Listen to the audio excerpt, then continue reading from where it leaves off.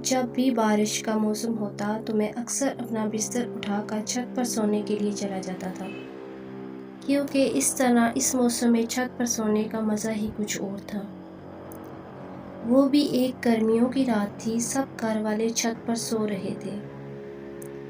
اچانک رات کو بارش ہونے لگی تو سارے اپنی چادریں تکیے سنبھالے نیچے بھاگے، مگر میری عادت تھی کہ میں نیچے کی چٹائی اپنے اوپر ڈال کر سوتا رہتا جب تک بارش زور نہ پکڑ لیتی، کیونکہ مجھے ایسے بہت اچھا لگتا تھا۔ اس رات بھی سارے گھر والے نیچے چلے گئے اور میں اکیلا چٹائی ڈالے سوتا رہا۔ غنودگی میں تھا کہ اچانک مجھے 2 بلیوں کی زور سے لڑنے کی آوازیں آئیں۔ لڑتے ہوئے ان کی آوازیں بہت بری لگ رہی تھیں۔ وہ لڑتے ہوئے چھت کی 4 دیواری پر دوڑ رہی تھیں اور آوازیں اتنی بھیانک تھیں کہ پوچھے مت۔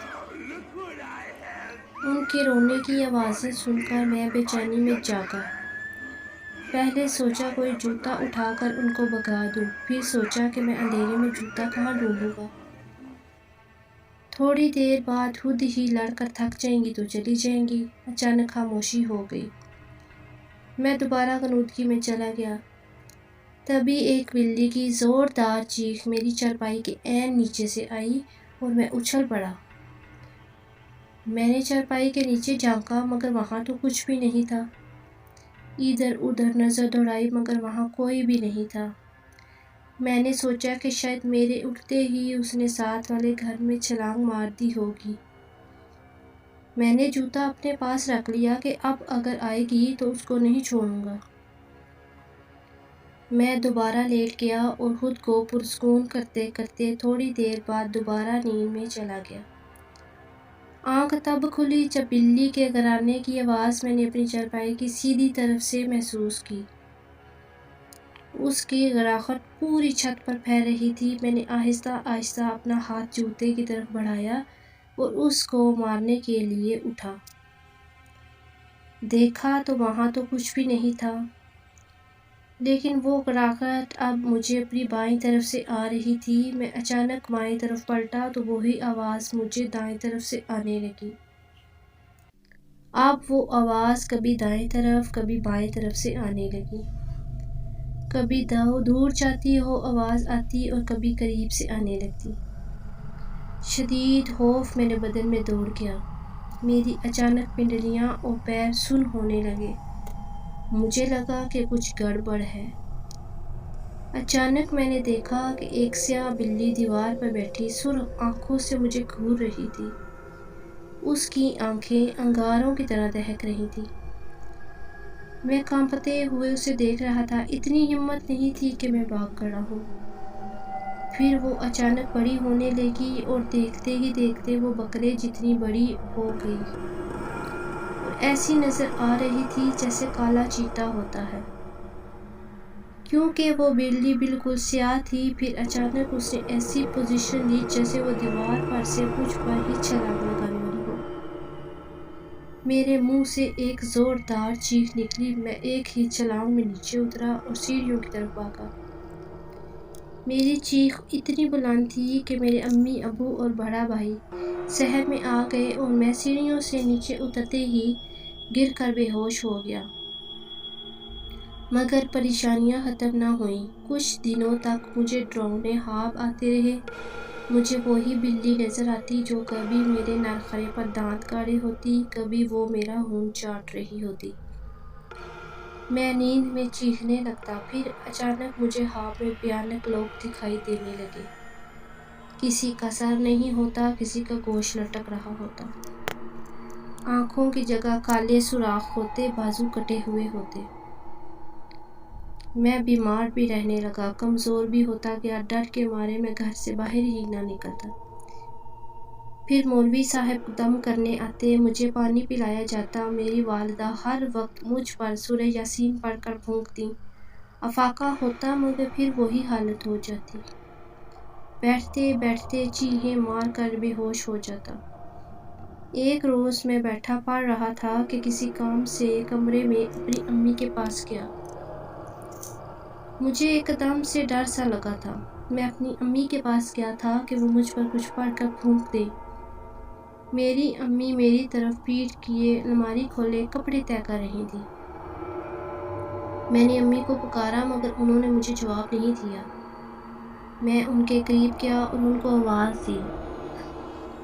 انہوں نے مجھے مڑ کر دیکھا مگر وہ میری والدہ نہیں تھی۔ وہ خوفناک شکل کی عورت تھی، اس کا رنگ تانبے جیسا تھا، آنکھیں اس کی سرد اور منہ کا دہانہ بڑا تھا۔ وہ ہاتھ پھیلائے ہنسی جا رہی تھی اور مجھے اپنی طرف بلا رہی تھی۔ اس کے دانت چمک رہے تھے۔ میں تو پہلے ڈر کے اپنی امی کے پاس دم کروانے آیا تھا، اس عورت کی شکل دیکھی تو وہیں بے ہوش ہو گیا۔ جب ہوش آیا تو مولوی صاحب میرے سرہانے بیٹھے کچھ پڑھ رہے تھے۔ میرے ابو شدید پریشانی میں بیٹھے تھے۔ مولوی صاحب کے پوچھنے پر ان کو میں نے ساری بات بتائی تو وہ سوچ میں پڑ گئے۔ پھر اسی طرح کے واقعات میرے علاوہ میرے گھر والوں کے دوسرے افراد کے ساتھ بھی پیش آنے لگے۔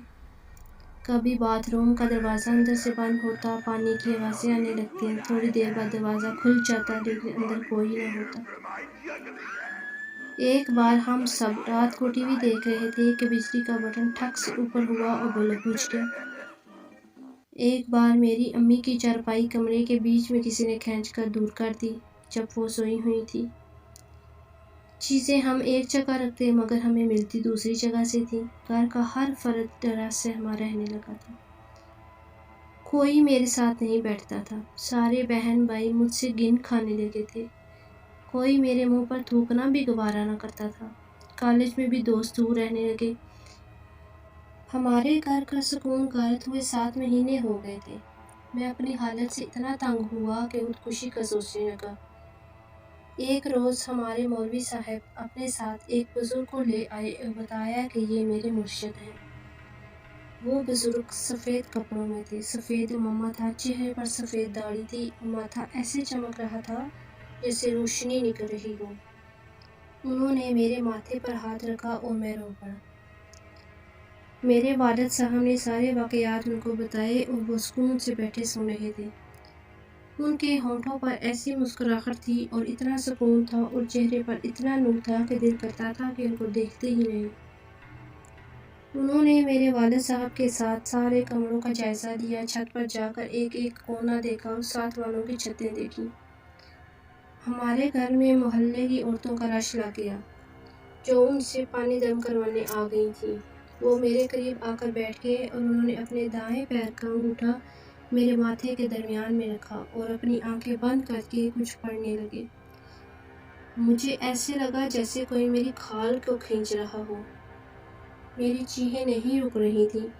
میں ان کا انگوٹھا اپنے ماتھے سے ہٹانا چاہتا تھا مگر ان کا پیر تک نہیں ہلا سکا۔ میرا بھائی مجھے بتاتا ہے کہ وہ 1 گھنٹے سے زیادہ کچھ پڑھتے رہے اور تمہاری دل خراش چیخیں سننا ہماری بس سے باہر تھا۔ تب ہی ہم نے بزرگ کو بری طرح پیٹنا شروع کر دیا۔ آہستہ آہستہ میں پرسکون ہوتا چلا گیا۔ آنکھیں کھولی تو وہ مجھے دیکھ رہے تھے۔ ان کے چہرے پر مسکراہٹ تھی۔ انہوں نے پانی منگوا کر دم کیا، کمرے کے ہر کونے میں پانی چھڑکا گیا اور 2 گھونٹ پانی مجھے بھی پلایا گیا۔ وہ 2 گھونٹ پانی ایسے جیسے کوئی آب حیات تھا کہ پیتے ہی میرے سر سے 7 مہینے کا چڑھا ہوا بوجھ اتر گیا۔